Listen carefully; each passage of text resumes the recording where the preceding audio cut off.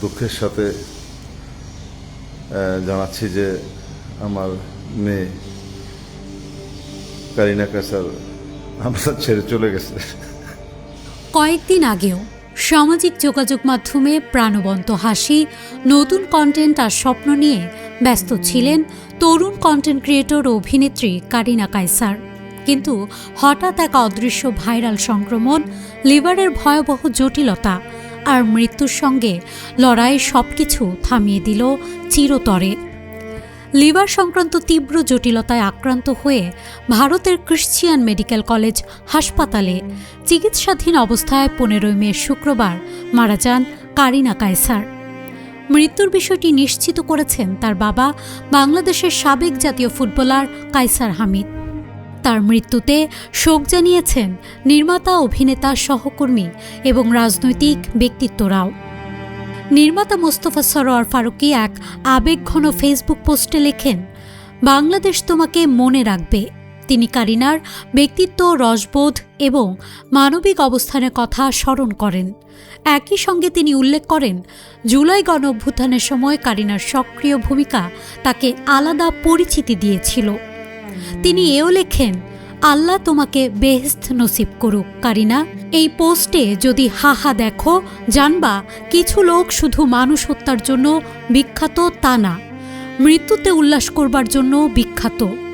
You know them, Bangladesh knows them. Rest in peace my sister.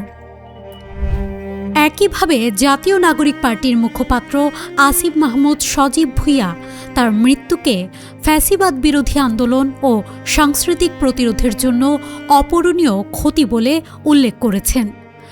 তার মতে, কারিনা শুধু একজন বিনোদন কর্মী ছিলেন না, বরং অন্যায়ের বিরুদ্ধে অবস্থান নেওয়া এক সাহসী কণ্ঠস্বরও ছিলেন। এদিকে কারিনা কায়সারের মৃত্যুতে গভীর শোক ও বেদনা প্রকাশ করেছেন চিকিৎসক, জনস্বাস্থ্য বিশেষজ্ঞ ও রাজনীতিবিদ ডাক্তার তাসনিম জারা। ফেসবুকে দেয়া একটি আবেগঘন পোস্টে তিনি কারিনার সাহস, মেধা ও অনন্য উপস্থিতির কথা স্মরণ করেন এবং একই সঙ্গে তার অসুস্থতার সময় অনলাইনে যে ঘৃণ্য প্রতিক্রিয়া দেখা গেছে সেটিরও কড়া সমালোচনা করেন। সামাজিক যোগাযোগ মাধ্যমে প্রাণবন্ত উপস্থাপনা, ব্যতিক্রমী গল্প বলার ধরন এবং সমসাময়িক বিষয়কে সহজভাবে উপস্থাপন করার দক্ষতা তাকে দ্রুত জনপ্রিয় করে তোলে। তার অভিনীত ওয়েব সিরিজ ইন্টার্নশিপ এবং 36-24-36 তরুণ দর্শকদের মধ্যে বেশ সাড়া ফেলেছিল। এই সম্ভাবনাময় তরুণীর মৃত্যুতে শুধু একটি পরিবার নয়, শোকাহত হয়ে পড়েছে পুরো দেশের শোবিজ অঙ্গন, ডিজিটাল প্রজন্ম এবং অসংখ্য ভক্ত। যিনি পর্দায় মানুষকে হাসাতেন, গল্প শোনাতেন, সেই কারিনা কায়সারের অকাল বিদায় যেন আবারও মনে করিয়ে দিল জীবন কতটা অনিশ্চিত। নিউজ ডেস্ক, মানব জমিন।